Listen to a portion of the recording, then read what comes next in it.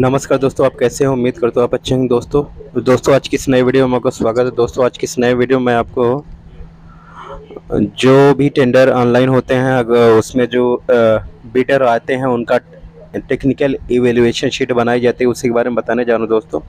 यहाँ पे आप देख सकते हैं मैंने एक पूर्व पश्चिम सरीरा वाटर सप्लाई डिस्ट्रिक्ट कौशाम्बी का टेक्निकल इवेल्युएशन मैंने खोला हुआ है दोस्तों।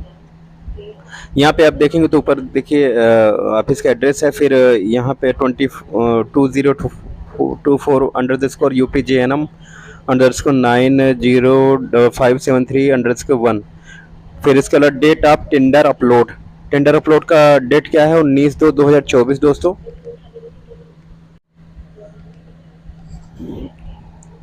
तो दोस्तों यहाँ पे कॉन्ट्रैक्ट वैल्यू की बात करें दोस्तों, जो टेंडर वैल्यू है वहाँ पे 2342.76 लैक्स।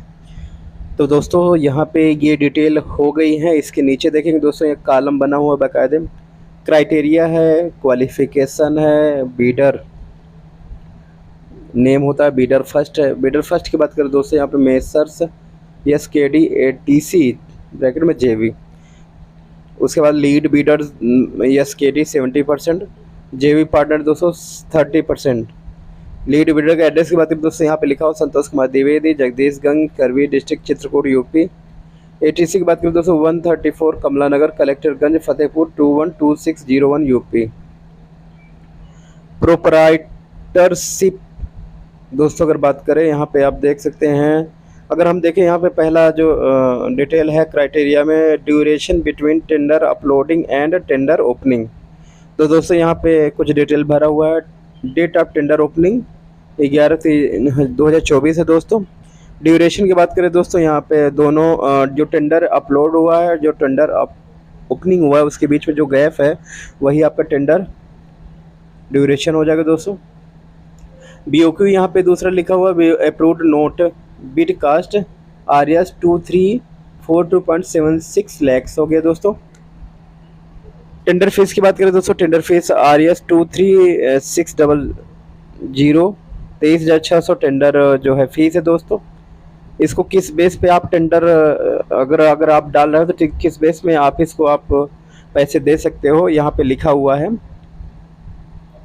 फॉर्म से में जो दोस्तों है by cheque, UTR number, cheque number, RTGS number. तो दोस्तों यहाँ पे देखिए RTGS से इन्होंने किया हुआ है, और UTR या चेक नंबर दोस्तों बात करें, RTGS नंबर की बात करें दोस्तों M515609 है।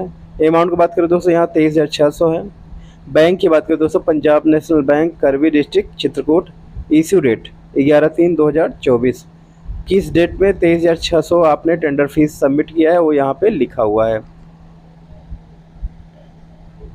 दोस्तों। थोड़ा नीचे चलने पे यहाँ पे देख सकते हैं लिखा है EMD earnest money deposit including of GST।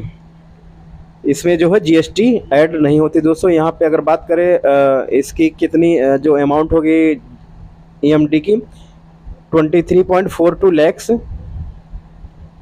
और इन्होंने दिया कितना है 23.42 लैक्स। फॉर्म किस फॉर्म में दिए हैं दोस्तों? जो EMD होते हैं दोस्तों BG, RTGS, FDR, NEFT, by cheque. Dash यहाँ पे लिखा 45 days beyond the valid period of tender. FDR base में इन्होंने दिया। चेक नंबर क्या है? यहाँ पे चेक नंबर लिखा M500966।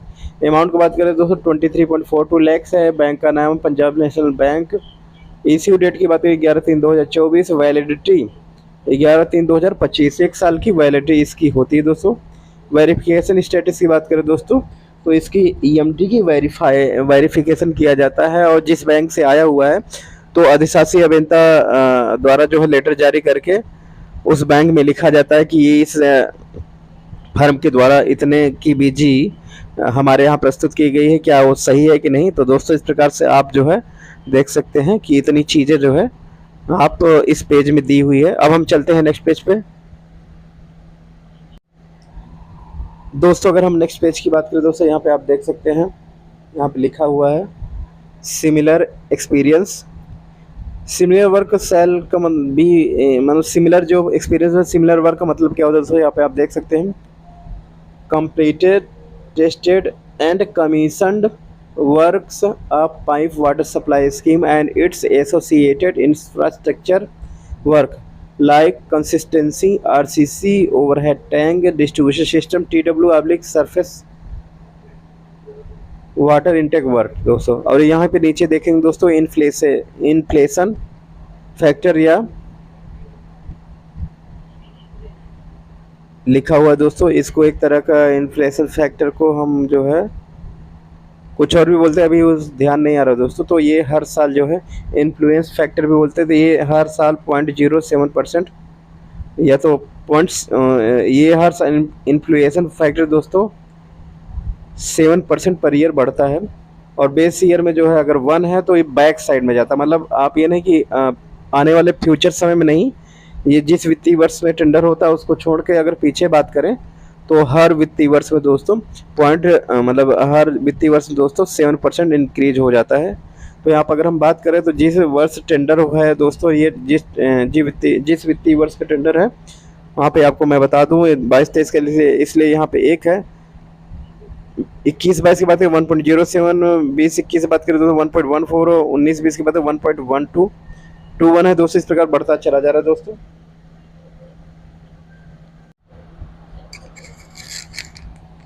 तो दोस्तों सिमिलर वर्क का मैंने बता दिया कि कंप्लीटेड टेस्ट एंड कमीशन्ड होना चाहिए। और अगर आपको टेंडर अगर आपको टेंडर में टेक्निकल क्वालिफाई करना है तो दोस्तों जो एक्सपीरियंस में क्राइटेरिया होती है उसको मैं बता दूं, यहाँ पे है मिनिमम। अगर आपको वन वर्क में क्वालिफाई करना है दोस्तों, जो टोटल कास्ट है उसका 60%, टोटल टेंडर वैल्यू का 60% आपके वर्क एक्सपीरियंस में दो, अगर एक आप वर्क लगा रहे हो अगर आप 2 वर्क लगाओगे उसमें जो है 2 वर्क आपके 40% के होने चाहिए। अगर 3 वर्क अगर आप लगा रहे हो, 3 वर्क जो आपके हैं 30% होना चाहिए 3 वर्क। तो यहाँ पे firm has been submitted total 2 number work experience out of which found 1 work experience relevant work experience first. तो फर्म ने जो है 2 वर्क इन्होंने जो है सबमिट किया था, जिसमें से 1 वर्क ही रिलेवेंट पाया गया है। यहाँ पे आपको मैं बता दूँ वर्क का नाम यहाँ पे लिखा हो, सब चीज़ें यहाँ पे लिखा हो दोस्तों। जिसमें जो होता है आपका agreement number, date of start, date of completion, date of successfully tested and commissioned, amount of work done, कितने अमाउंट का काम किया गया है। और इसमें से जो जैसे अमाउंट जितने वर्क काम किया उसमें जीएसटी जो होती है उसको घटा देते हैं या लेस कर देते हैं दोस्तों, या जीएसटी घटाने के बाद ये अमाउंट हो गया। उसके बाद में जो है जिस वित्तीय वर्ष में कंप्लीट होता है दोस्तों, उस वित्तीय वर्ष का एस्केलेशन फैक्टर लगा देते हैं। जैसे दोस्तों अगर हम बात करें यहाँ पे 24/6/2020 में कंप्लीट हुआ है दोस्तों, तो ये कौन से वित्तीय वर्ष में जाएगा दोस्तों। अगर हम बात करें तो वित्तीय वर्ष की अगर बात करें तो ये आपका जो है 20 में, अगर 24 जून 20, तो ये आपका जो है अगर बात करें 20, तो ये कौन से वित्तीय वर्ष में जाएगा, मुझे बताते हैं दोस्तों कौन से वित्तीय वर्ष में जाएगा। वित्तीय वर्ष निकालने के लिए मेन होता है जैसे आपका जो लास्ट में वित्तीय वर्ष है, जैसे 24 जून 2020 है, तो 2020 के बाद में अगर हम बात करें तो ये 20 जो है जब जाएगा वहाँ पे 20 तक ख़त्म होगा, तो ये 20 से 21 तो हम नहीं ले जा सकते ना इसको। तो इसलिए हमेशा जो आपका बेस लास्ट में ईयर आए उसी से एक पहले ईयर ले लेते हैं। तो इसकी अगर हम बात करें तो ये वित्तीय वर्ष 19 एंड 20 लगेगा, तो इसका जो है एस्केलेशन फैक्टर की बात करें 1.21 होगा दोस्तों। तो यहाँ पे आप अच्छा तो गलत हो गया दोस्तों। यहाँ पे अगर बात करें तो ये पिछले का तो आएगा नहीं दोस्तों, हमेशा आगे हो जाता है। यहाँ पे अगर 24/6/2020 की बात करें तो दोस्तों यहाँ पे 20 वो ख़त्म हो गया, 19 आपका ख़त्म हो चुका है, तो वो आपका जो है 20 एंड 21 में आएगा। अरे नहीं भैया, 20 एंड 21 में आएगा। 20 अगर 21 में अगर आता है दोस्तों तो यहाँ पे इसका एस्केलेशन फैक्टर की बात है 1.14 हुआ दोस्तों। तो एस्केलेशन फैक्टर में जो कास्ट है उससे गुणा कर देते हैं, वर्क आउट हो गया, इसको वर्क हो गया। और एक्सपीरियंस सर्टिफिकेट कौन सा किन्होंने ओशिगा उसका नाम है यहाँ पे। फिर उसके अलावा जो है वेरीफाइड लेटर कब जो है आया हुआ है, इस हिसाब से यहाँ पे दे सकते हैं। उसके अलावा जो दूसरी फर्म है उसका भी डिटेल इसी प्रकार दिया हुआ है। तो एस्केलेशन फैक्टर बहुत ध्यान देना देखना पड़ता है। वित्तीय वर्ष को बहुत अच्छे से समझना है दोस्तों। वित्तीय वर्ष को समझना इतना जो है इम्पोर्टेंट होता है, इसके बिना जो है आप वो चीज़ें नहीं कर सकते हो। तो जैसे वित्तीय वर्ष की बात करें तो जो है वित्तीय वर्ष यहाँ 24/6/2020 है। तो 31/3/2020 के आगे का है दोस्तों, तो 31/3 ही लास्ट होता है। किसी वित्तीय वर्ष का अगर बात करूँ 19-20 या जो भी है, जैसे 19-20 की अगर बात करें दोस्तों, तो 19-20 की अगर हम बात करें तो 31/3/2020 के अंदर वाला ही 19-20 में होगा। और अगर हम 31/3 के बाद अगर 1 अप्रैल हो जाए तो दोस्तों वित्तीय वर्ष बढ़ जाएगा और वो जो 20 और 21 में हो जाएगा दोस्तों। 31/3 के बाद अगर कोई डेट आती तो अगले वित्तीय वर्ष की बात हो जाएगी 20-21, 22-23, 23-24 ऐसा कुछ। तो हम आपको जो है और अच्छे से बताने की कोशिश करेंगे। इसके अलावा दोस्तों यहाँ पे हम बात करें नेक्स्ट, अगर वर्क की बात करते हैं, यहाँ वर्क नंबर फर्स्ट में ही एक और पार्टिकुलर कंडीशन है दोस्तों। The experience of the pipe laying must also include 2/3 size of maximum diameter mention in BOQ 200 dia, minimum length of 500 metre. तो यहाँ पे अगर हम बात करें दोस्तों, यहाँ पे agreement number, date of start, date of completion, date, length है 1737 metre, pipe with dia 250 mm dia. तो ये इसी तरह दूसरे वर्क भी डिटेल यहाँ पे है दोस्तों। यहाँ देखिए दोस्तों, annual turnover for last 3 consecutive years. तो एनुअल टर्नओवर जो होता है दोस्तों, उसके बारे में यहाँ पे मैं आपको बता दूँ एनुअल टर्नओवर कैसे कैलकुलेशन होता है। एनुअल टर्नओवर के लिए दोस्तों ऊपर देखिए, नीचे सबसे पहले जो वित्तीय वर्ष है उसका एक हो गया, उसके बाद दूसरा वित्तीय वर्ष आ गया आपका, जैसे वित्तीय वर्ष जिस वर्ष आपका टेंडर निकला हो 22-23 हो गया, उसके ऊपर 21-22 हो गए दोस्तों, उसके बाद 20 एंड 21 हो गए दोस्तों। जो टर्नओवर इनका है उसे हम एस्केलेशन फैक्टर लगाते हुए यहाँ पे कैलकुलेशन कर लेंगे दोस्तों। जैसे कैलकुलेशन करेंगे दोस्तों, यहाँ पे जो है एवरेज एनुअल टर्नओवर भी यहाँ पे लिखना होता है, तीनों जोड़ करके 3 से भाग दे देंगे दोस्तों, ये एवरेज एनुअल टर्नओवर आ जाएगा। और यहाँ पे audited and verified bye CA Kavita Singh and company, ये जो है ऑडिट किए हैं CA कविता सिंह एंड सिंह। और डेट क्या है दोस्तों, ये है। और UTIN नंबर दोस्तों, ये UTIN नंबर है। UTIN नंबर दोस्तों आपको ऑनलाइन वेबसाइट से सर्च करके वेरीफाइड है कि नहीं, ये जो ऑडिट किया गया है क्या वास्तव में सही है कि नहीं, फर्जी कहीं जो है इन्होंने टर्नओवर का डॉक्यूमेंट्स लगा दिया है। तो इस प्रकार दोस्तों यहाँ पे इस जो है आप ऑनलाइन चेक भी कर सकते हैं। आगे बात करें दोस्तों, यहाँ नेट वर्थ प्रॉफिट लॉस। दोस्तों यहाँ पे अगर बात करें तो रिक्वायर्ड जो होता है positive net worth till the date of bidding net worth in case of JV should be individually positive. Positive net worth as on 24/4/2023 issued by CA Ramlal Vishwakarma, date है इतना। UTI नंबर दोस्तों, जो पॉजिटिव नेटवर्थ होता है वो भी CA के द्वारा ऑडिट होना चाहिए दोस्तों, और इसका UTI नंबर भी आपको वेरीफाई करना होगा दोस्तों, ऑनलाइन आप चेक कर सकते हो। फिर आते हैं दोस्तों बिड कैपेसिटी। तो दोस्तों जो बिड कैपेसिटी के लिए जो फार्मूला होता है या जो भी है दोस्तों, मैं आपको बता दूं, the available bid capacity of the bidder at the expected time of bidding shall be more than the total estimated cost of work. जो टेंडर वैल्यू है उससे ज़्यादा बिड की कॉस्ट होनी चाहिए दोस्तों। और अवेलेबल बिड कैपेसिटी का फार्मूला की बात करें तो 2AN-B where A maximum turnover during the last 5 year. A जो होता है मैक्सिमम टर्नओवर लास्ट 5 ईयर का। एन की बात करें दोस्तों कंप्लीशन ऑफ वर्क, कितने समय में आप वर्क कंप्लीट करोगे, इसको अगर निकालना हो तो 12 से भाग दे दिया जाता है।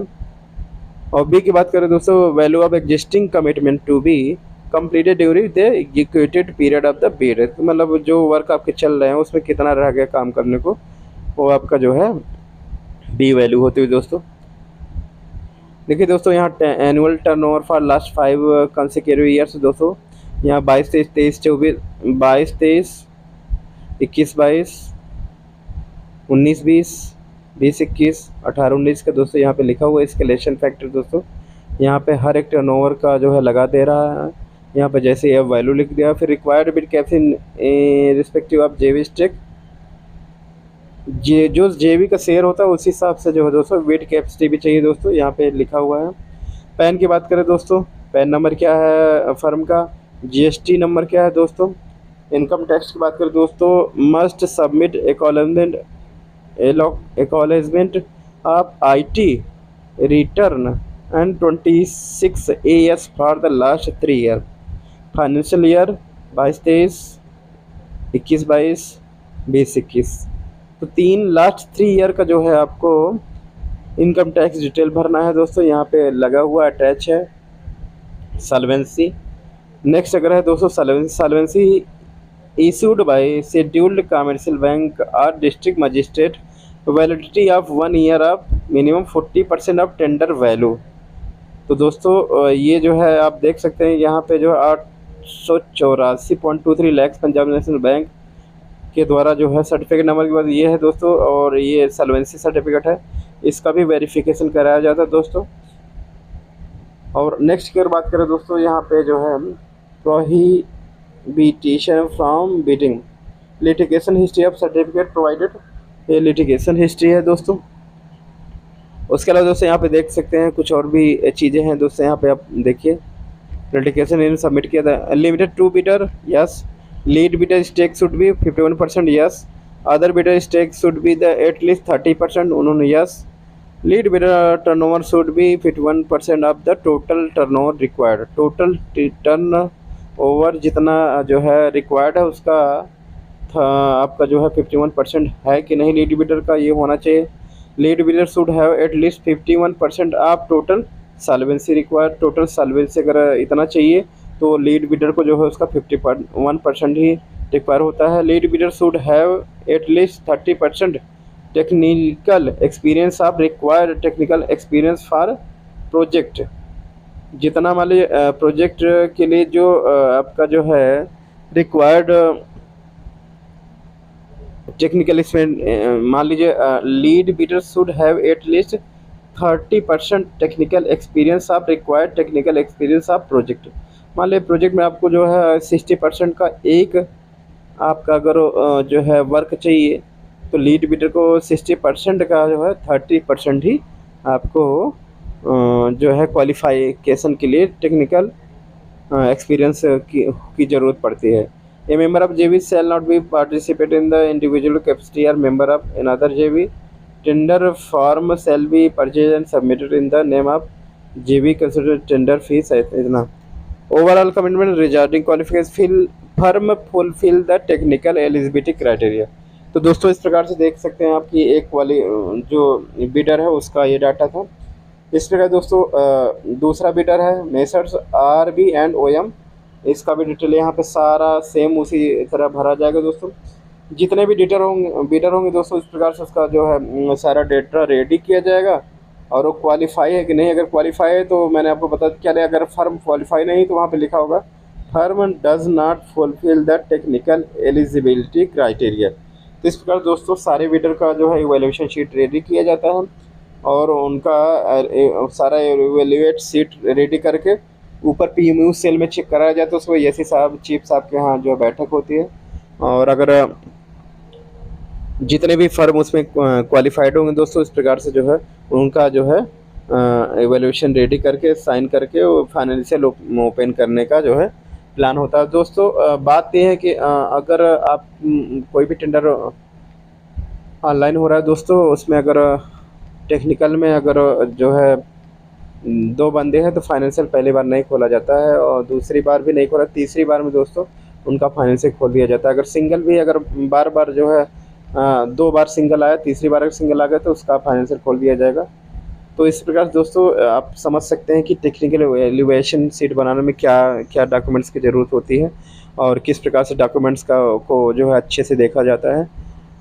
दोस्तों अगर आपको ये वीडियो अच्छा लगे तो मेरे वीडियो को जो है आप लाइक करिएगा, अपने दोस्तों में शेयर करिएगा। दोस्तों हम मिलते हैं नेक्स्ट वीडियो में, तब तक के लिए जय हिंद दोस्तों।